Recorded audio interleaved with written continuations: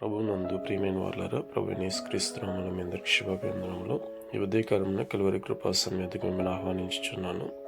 మొదటి సమూయేలు గ్రంథం 12వ అధ్యాయము 15 నుంచి 25 వచనములు చూసుకున్నట్టే, దేవుని మాట ఒకవేళ మీరు వినకపోతే, ఆయన ఆజ్ఞను భంగం చేసినట్ల యెహోవా హస్తం మీకు మీ పితరులకు ఏ విధంగా విరోధంగా ఉండిందో ఆ విధంగా విరోధంగా ఉంటుందని ఇశ్రాయేలు తన ప్రజలకు చెప్పినట్లుగా చూస్తున్నాం.